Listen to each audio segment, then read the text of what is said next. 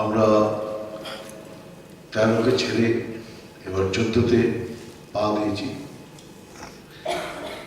13 वर्षটা जो हम लोग 13 को छोड़ के सब कुछ जो 13 में सौंप दिया था पिछले साल, अब 13 को पार करके हम लोग 14 साल को पहुंचे हैं। नया साल का सबको मेरा तरफ से आशीर्वाद और सबका कल्याण और सबका शांति कामना करता हूँ। आज मैं सभी भक्त का साथ मेरा आत्मा का संपर्क है और यही मैं अनुभव कर रहा हूं। जब मैं इस रास्ता में चला, जो सच कहाँ है, सच को कैसे पकड़ो और सच बिना अपना विनाश का हाथ से कोई भी रोक नहीं सकता है। सारी चीज विनाश की तरफ जा रहे और सच को पकड़ने के बाद ही हम अपने को बचा सकते हैं। और यही हमने उपनिषद में पढ़ा, अशोक मा सदगमायो तमेश मा ज्योतिर्गमायो मेतक मा मृत कमायो। भगवान से प्रार्थना करें, हे प्रभु आप मेरे को जो झूठ है, असत है, उसमें मेरे को सच में लेके चलिए और अंधकार जो हमारा जीवन में भी चारों तरफ जब अंधकार आते हैं, कुछ भी दिखाई नहीं देता है, चारों तरफ से मैं जब बच जाता हूं तब मेरे को चारों तरफ अंधेरा अंधेरा दिखाई देते हैं। चारों तरफ हम सारा ढूंढता हूं, कैसे आपने ये अंधेरा से निकाल सकता हूं। इस अंधेरा से निकालने के लिए एकमात्र प्रकाश ही है। इस परमात्मा प्रकाश स्वरूप है, ज्योति स्वरूप है, जिस प्रकाश से हमारा जिंदगी का सारी अंधेरा दूर हो सकता है। ये तो बाहर का अंधेरा है, बाहर का अंधेरा से बाहर का लाइट से हम दूर कर रहे हैं, लेकिन अंदर जो अंधेरा है वो अंधेरा किस प्रकाश से दूर होगा, यही हमको ढूंढना है। दुख सुख कष्ट विपत्ति आपत्ति जो भी कुछ है सब अंदर है,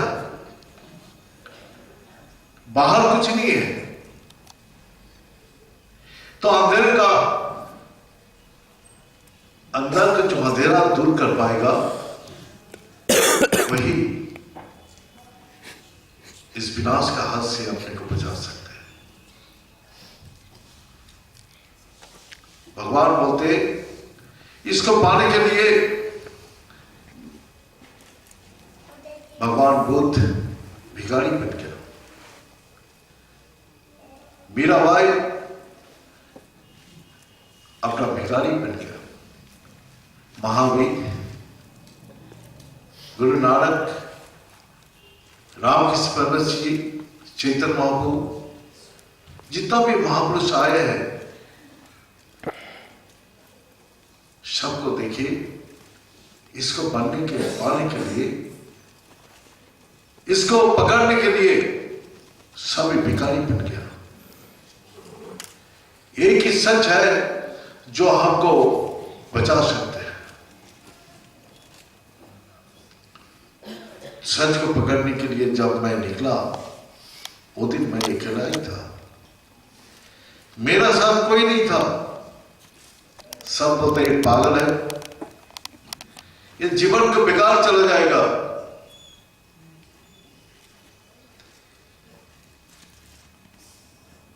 तो मैं अकेला ही चलने लगा। मेरा आसपास उस दिन कोई नहीं था। उस समय भगवान सबसे अलग कर देते हैं। जैसा पंच पांडव को चक्रवर्ती राजा बनाने के बाद भी भिखारी बना दिया। किसने भिखारी बनाया? जो परमात्मा को पाने के लिए तुम्हारा अंदर जो आसक्ति है, जो तुम्हारा अटैचमेंट है ये बाहरी वस्तु से, उसको हटा के तुमको अकेला कर दिया। उसने दुख दिया, तकलीफ दिया, कष्ट दिया, तब भी हमारा मोहब्बत अटैचमेंट दूर होते ही नहीं। कितना भी अपना मन को समझाता हूं, कितना भी बुद्धि से विचार करता हूं, कितना भी गैस का प्रदीप जलाता हूं, लेकिन तब सब बुझ जाता है। सब अंधेरा में हमको लाके फिर धकेल देते हैं। कितना प्रतिज्ञा करता हूं जो नहीं, मैं ऐसा नहीं, ऐसे करूंगा, लेकिन माया क्या है? इतना बलशाली है जो एक सेकंड में उसको बदल देते हैं। माया का इतना बड़ा शक्ति है, इसीलिए भगवान बोलते हैं मम माया तुरंत है। मेरा माया को पार करना इतना आसान नहीं है।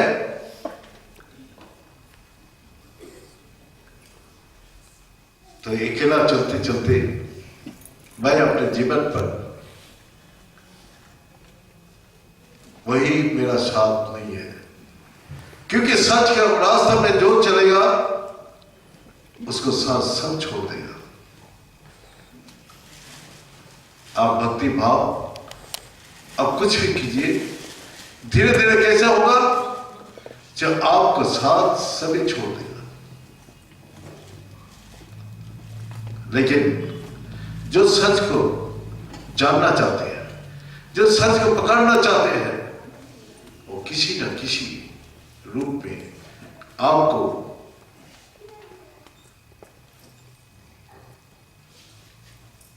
वो कितना भी उसको रुकावट आए, कितना भी प्रलोभन दिया जाए, लेकिन सच का अंदर जिसको प्रेरणा आ गया वो किसी को डरते नहीं। वही बंधन से, कोई बंधन रुकावट से वो डरते नहीं। उसमें भगवान क्या बल देते हैं, उसका अंदर इतना हिम्मत आते हैं जो मौत को भी देख के वो डरते नहीं। जैसे जीसस क्राइस्ट, जब उसको मृत्यु सामने आया तो मौत को देख के भी डरा नहीं। सच्चाई के लिए अपना जिंदगी को कुर्बानी दे दिया, और उस कुर्बानी से आज सारा दुनिया उसको पूजा करते हैं। किसका नाम से कुर्बानी दिया? सच को।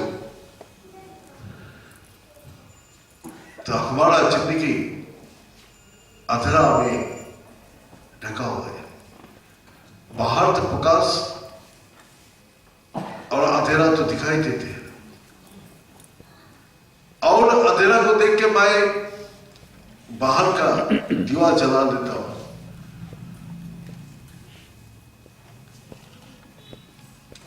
लाइट जला देता हूं, सूरज का प्रकाश आते हैं, लेकिन बाहर का सूरज हमारा अंदर का अंधेरा दूर नहीं कर सकते।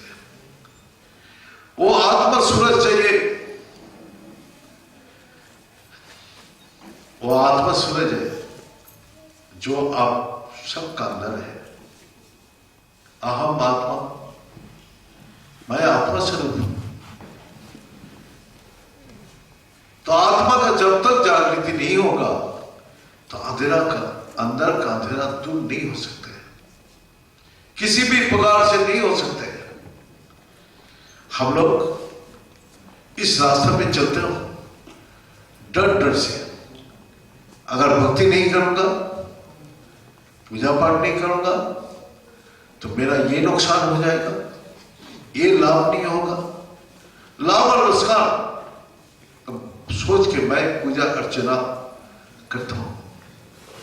लेकिन सच को पकड़ने के लिए, सच को जानने के लिए हम पूजा पाठ जब करूंगा तभी मेरा लिए सार्थक होगा, तभी मेरा शारीरिक दुख का दूर हो सकते हैं। तो यही बोले अशुद्ध मां सत्कमायो,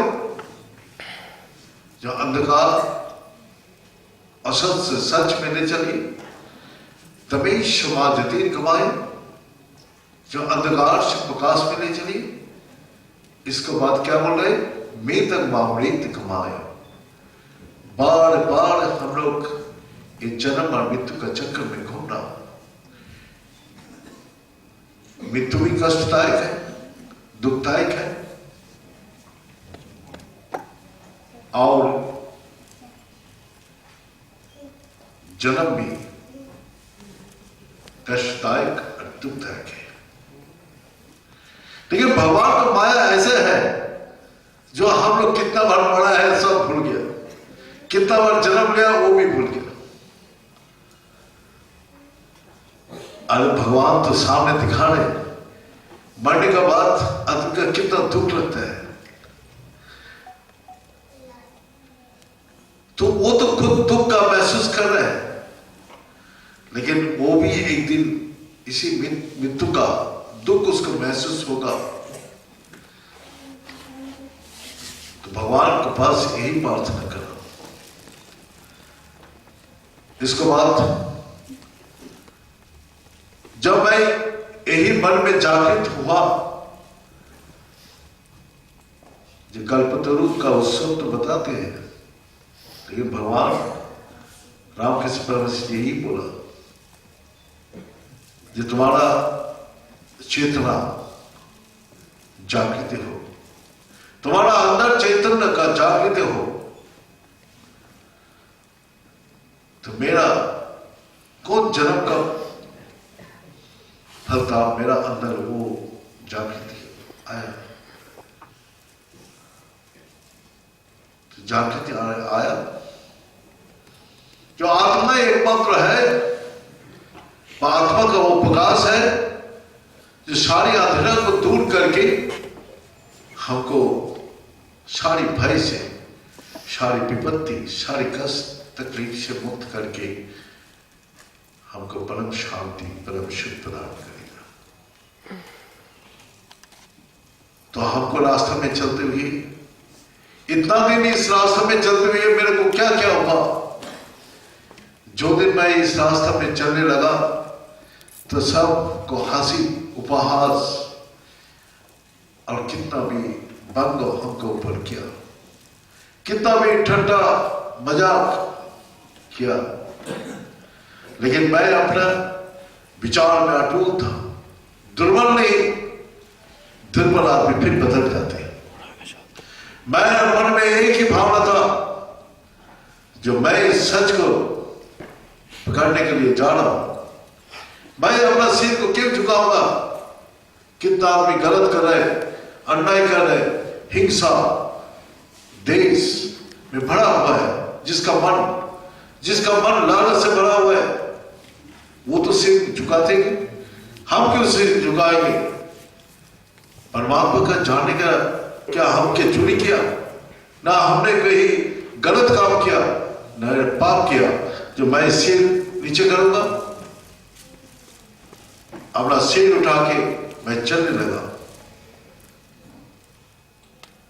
अपना शादी ब्याह में घर पे गया तो रुद्राक्ष माला और चंदन लगा के जब किया, सब हंसने लग गया।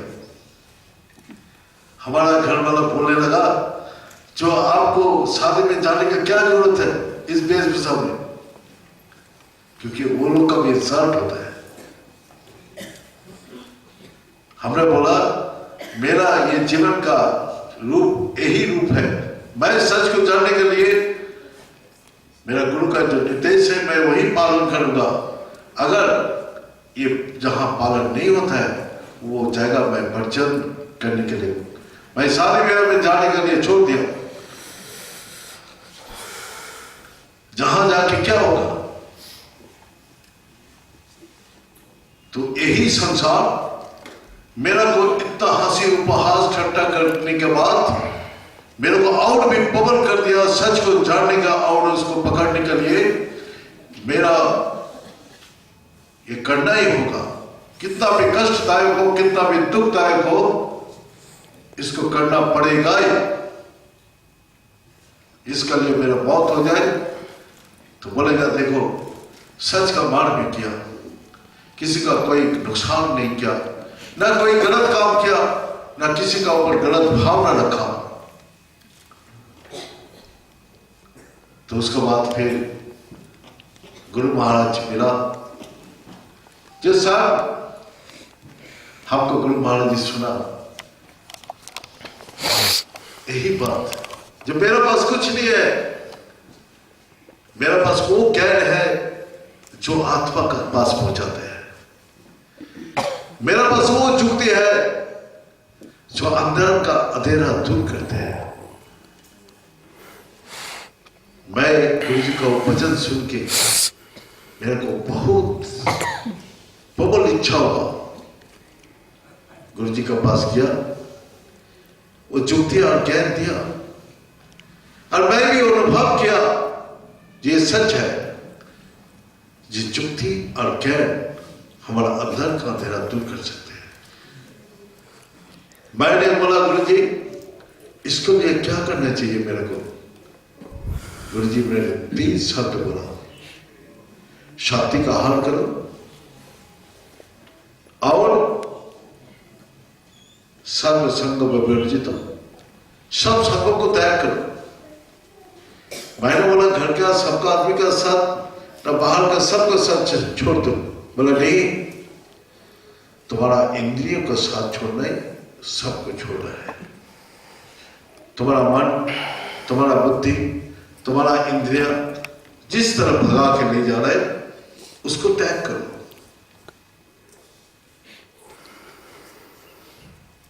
सर्व संग विवर्जित, तुम्हारा अंदर ये तुम्हारा देव है,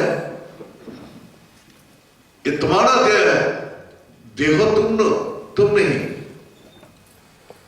ये तुम्हारा हाथ है, ये तुम्हारा सिर है, उसने हर अंग पतंगों को मेरा से अलग दिखा दिया। तुम्हारा मन है, तुम्हारा बुद्धि है, लेकिन तुम इससे लिप्त मान नहीं है। तुम ये लोग को छोड़ दो, सर्व संग विवर्जिता, सब संग को त्याग करो।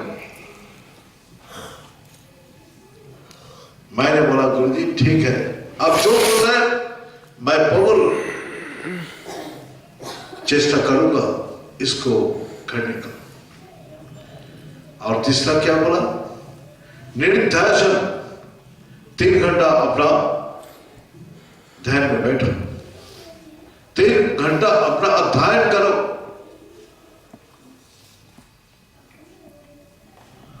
क्या बोल रहे? उसने मेरा को बोला तुमको भूख लगा है, जिस किताब में खाने का नाम लिखा हुआ है, खाने का बहुत का नाम लिखा हुआ है, वो किताब तुम ले आया तो उससे भूख नहीं जाएगा। तुम खाने का किताब खोल के खाने का सब नाम पढ़ लिया, उससे भूख नहीं जाएगा। खाने का नाम तुमको सुना दिया, वो भी नहीं भूख जाएगा। भोजन बना हुआ है, होटल में जाकर देख लिया तब भी भूख नहीं मिटता है। कैसे भूख मिटेगा? खुद खाना पड़ेगा। जब अंदर जाएगा तभी तुम्हारा भूख मिटेगा। तो अंदर जाने का रास्ता हमारा पास कहां है? तो गुरु जी ने वही रास्ता दिखाया, जो तुम्हारा अंदर जाने का रास्ता यही है। अब उसी का ऊपर तुम 3 घंटा निर्ध्यासन करो।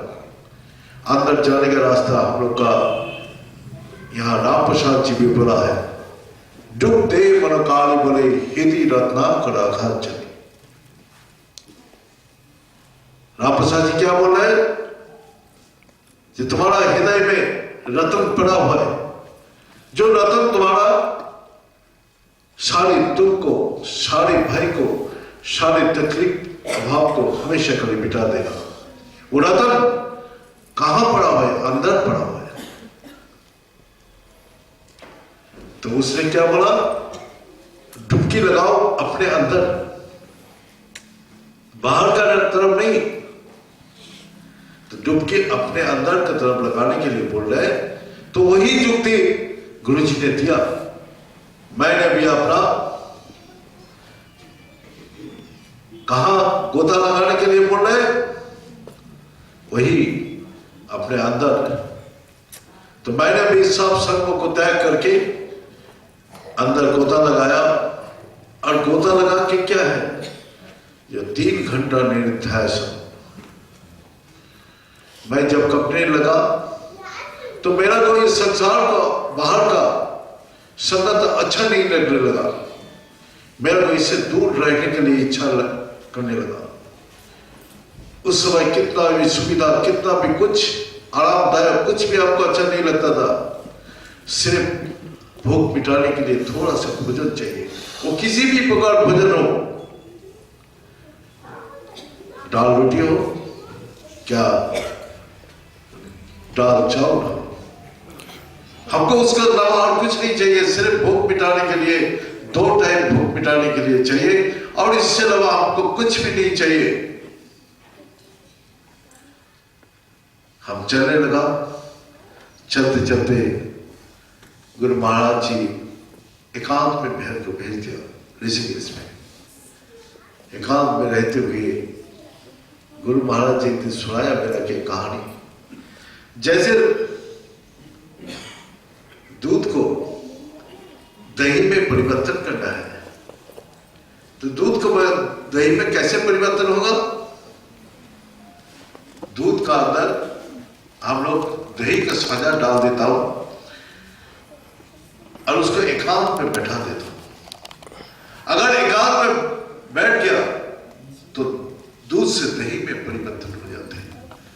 लेकिन अगर हम वही दूध को दही डाल हाथ में लेके घूमते रहता हूं तो कभी भी वो परिवर्तन नहीं होगा, वो दूध ही रहेगा, दही में परिवर्तन नहीं होगा। गुरु महाराज जी हमको बड़ों कृपा किया, परमात्मा का असीम कृपा था। गुरु महाराज जी बोला जाने के समय देखो तुम उत्तराखंड में जा रहा हो, वो शिव लोक है, शिवालय है, वहां शिव का निवास है। शिव का अर्थ पहले जान के लो क्या है। यही शिवे भक्ति शिव दुर्लभा, मनुष्य जन्म दुर्लभ है, मनुष्य जन्म दुर्लभ है, ये शास्त्र बताते हैं। मनुष्य जन्म देव दुर्लभ तथा जन्म गुणम, ये मनुष्य देह तो देव दुर्लभ है, लेकिन कभी भी इसका विनाश हो सकता है। और ये सिर्फ दुर्लभ बताया। और शिवे भक्ति सुदुर्लभा, बहुत जन्म के बाद शिव में भक्ति होता है। तो शिव का अर्थ हमको बता दिया। शिव बाहर का रूप नहीं है, चंचल जो है स्वभाव, यही तो जीव है। तुम मांगते रहते हो, यही जीव है। जो दिन तुम मांगना छोड़ दोगे और स्थिर बन जाओगे तो वो दिन असली शिव का साथ तुम जुट जाओगे। तो हमने संकल्प कर लिया जो नहीं, हम कुछ नहीं मांगेंगे और हम स्थिर होने का कोशिश करेंगे। हमारा मन बुद्धि इंद्रिया एक पल के लिए भी स्थिर नहीं होता है, हमेशा चंचल, हमेशा जो है मेरा को भ्रमित करते रहते हैं और एक सेकंड के लिए भी हमको स्थिर होने नहीं देते। तो स्थिर अगर शिव का आराधना है तो मैं कोशिश करूंगा जो बाहर का शिव का अर्चना ना करके अंदर का जो शिव ज्योतिर्मय है और हमारा अंदर बैठे हैं, तो ही शिव का आराधना करूंगा जो ज्योति रूप में वो प्रकाश करे। और क्या द्वादश स्तर,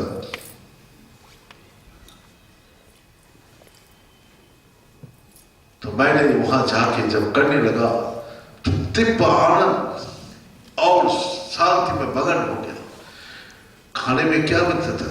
2 रोटी और गुड़ रात को, सुबह वही चावल में हल्दी डाल देता था और वही सब्जी डाल देता था, वही सब्जी, वही दाल, वही चावल, बस। और थोड़ा सा चावल और रात को 2 रोटी, और 2 रोटी और था जो हम लोग का खाने के लिए सुबह। वो भी क्या चीज के साथ? चाय पीने का आदत था तो चाय के साथ वो रोटी ले लेता, और ठंडी ज्यादा था, सुबह अगर नहीं खाए तो ठंडी बर्दाश्त नहीं कर पाता, क्योंकि हमने इधर से जन्म लेके किया तो इसीलिए हमारा बर्दाश्त करने का शक्ति कम था। लेकिन बैराग ऐसा एक चीज है जो उतना ठंडी में हम रात को सो नहीं पाता था। ठंडी का कोई कपड़ा ही नहीं था, न स्वेटर था, एक सूती का चद्दर और दली, शतरंजी जिसको बोलते हैं, और उसी को रात को लिपट के धैर्य में बैठ जाता था। तो यही आज जो हमको देख रहे हैं, कितना रात सोया नहीं, कितना रात हम जग के निकाल दिया, कितना परमात्मा को पाने के लिए कितना कष्ट, कितना दुख, कितना तकलीफ, कितना सहन करके आज आप लोग के सामने आया। लेकिन मैं जो बोलता हूं, दुख, तकलीफ, कष्ट, परमात्मा का पास जब मैं पूर्ण रूप से समर्पित हो गया, उसके बाद मेरे को कभी भी दुख, तकलीफ, अभाव कुछ भी महसूस नहीं हुआ। जैसे दिव्य आनंद, उस आनंद में जब धैर्य में बैठ जाता था, मेरे को पता ही नहीं चलता था दुनिया में बाहर कुछ है। जो मेरा को सामने कोई खाने दे रहा है, वो क्या वस्तु दिया वो भी नहीं देखता था। हर चीज में संतुष्टि और आनंद महसूस होता था। धीरे धीरे गुरु महाराज जी एक दिन मेरे को पूछा, जो देख, क्या पूछा? जो तेरा मन क्या दुखी है, तेरा मन की कष्ट है? मैंने बोला नहीं गुरु जी, तो तू तो किसी से बात ही नहीं करते। हम सबके साथ रहते हुए भी किसी से बात नहीं करता था। किस लिए बात नहीं करता था? निरंतर साधना करना है। बात करने से साधना खत्म हो जाती है, टूट जाती है। गुरु महाराज जी यही बोला था। उसने बोला, जो तुमने जब साधना करना है तो अपना मुख बंद रखो।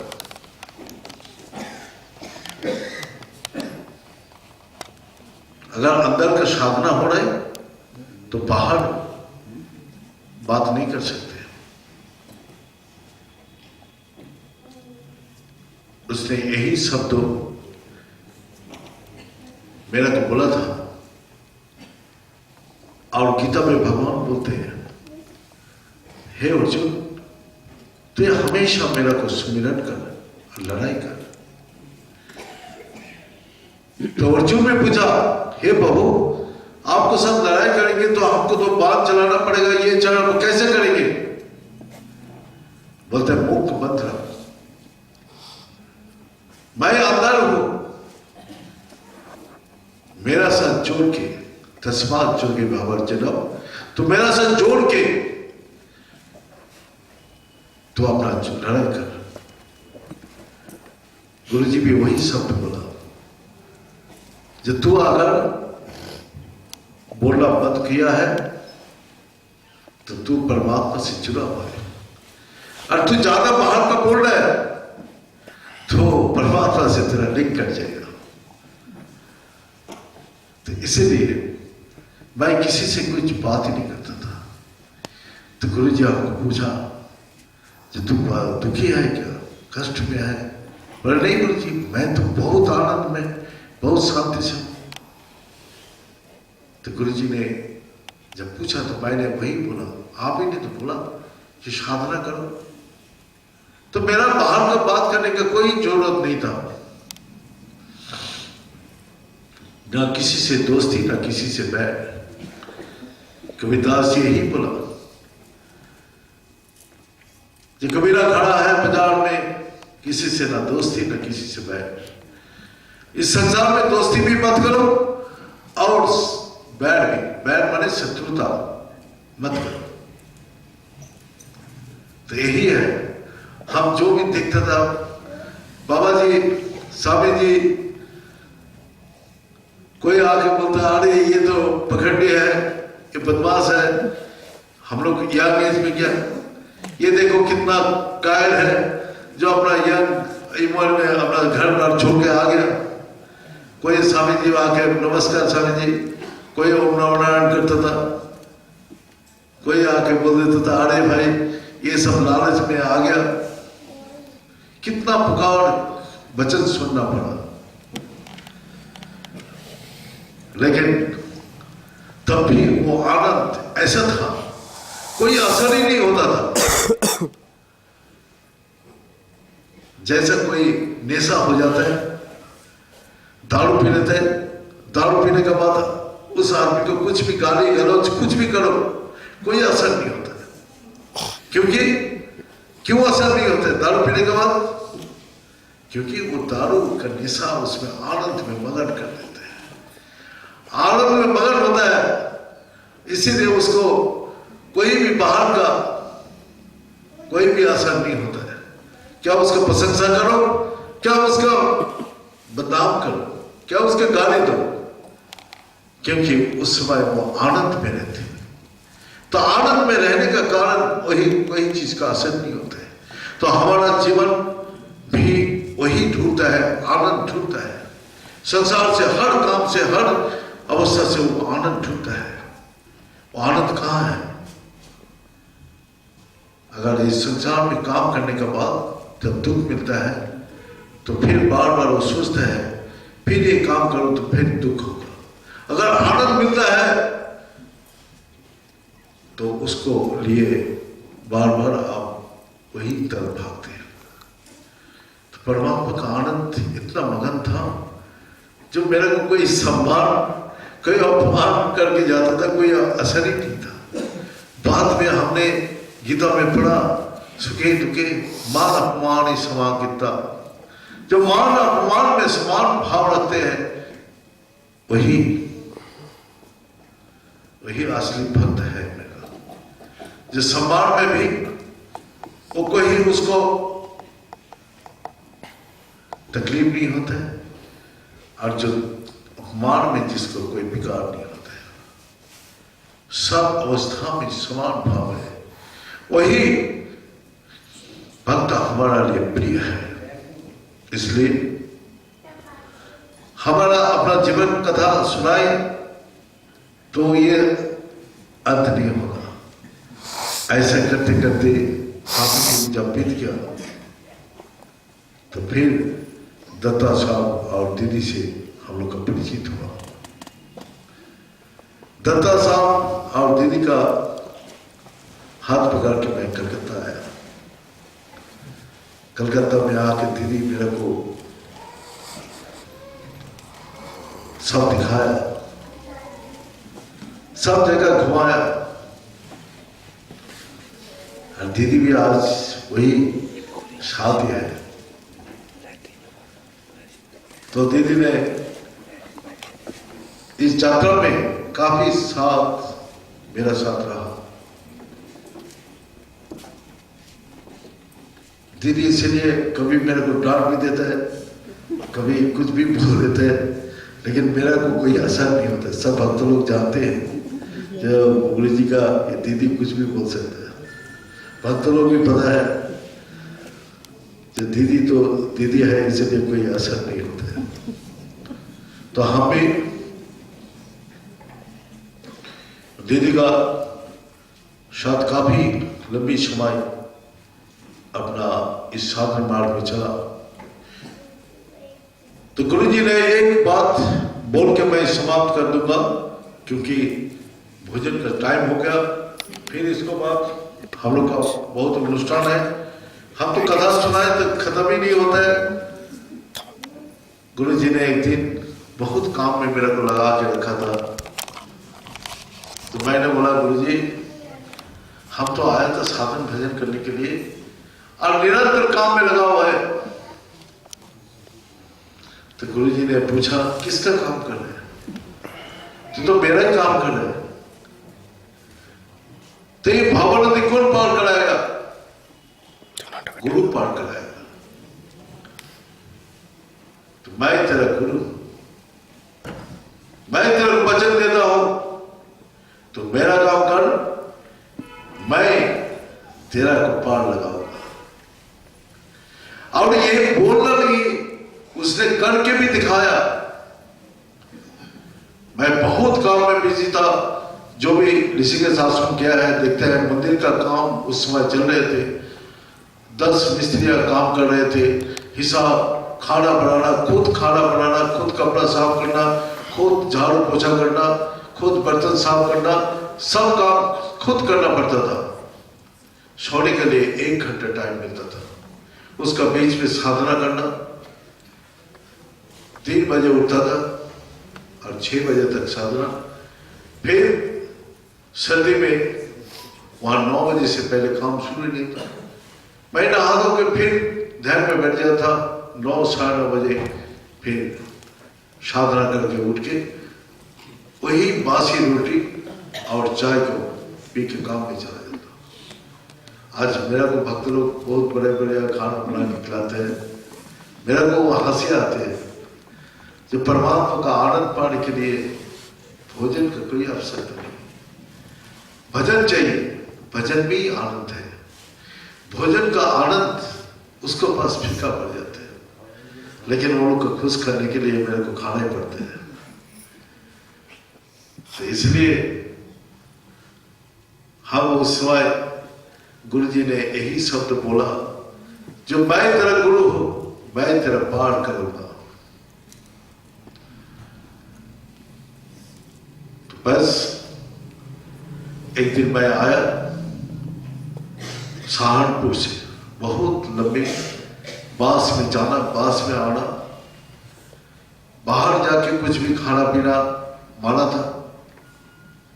पानी तक भी नहीं पीता था मैं।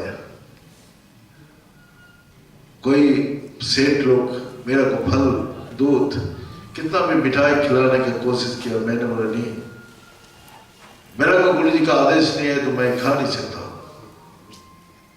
इतना कठोर नियम से वो दिन मेरे को कोई नहीं देखा, कि तो परमात्मा तो जानते हैं कितना कष्ट उस समय। तो गुरु महाराज जी आया, बोला चलो नहा धो के जाओ, ध्यान में बैठो। हमने बोला गुरु जी आज तो इतना भूख लगा है, नहा धो के क्या कुआं था, अभी भी कुआं है, पानी खींचना पा रहे, अभी तो टाइम हो गया, पानी खोलते पानी मिल जाते, कुआं से पानी खींचो, पहले गुरु जी को पानी दो, गुरु जी नहाएगा, फिर उसको कपड़ा उपड़ा साफ करके फिर नहा धो के हमको फिर बोला जाओ साधना में बैठो। मैंने बोला गुरु जी का आदेश को पालन करना है शिष्य का एकमात्र उद्देश्य है। हमने कोई गुरु जी का बात को ये नहीं बोला, गुरु जी जैसे बोला हमने जाकर बैठ गया, साधना किया। साधना में बैठती मैंने को महसूस किया ये सदगुरु क्या होता है। एक पल का अंदर हमको ऐसे जगह पहुंचा दिया, मैं हजारों बरस तपस्या करके उस जगह पहुंच नहीं सकता। हजारों साल तपस्या करने के बाद भी वहां नहीं पहुंच सकता हूं, लेकिन गुरु महाराज ने मेरा को 2 सेकंड में वहां पहुंचा दिया।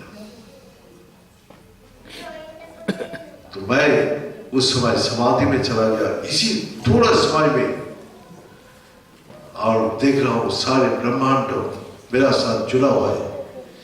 मंत्र जो हम माला से करता हूं, मुख से करता हूं, सबका हृदय में वही आत्मा, उसमें निरंतर मंत्र जप हो रहे हैं।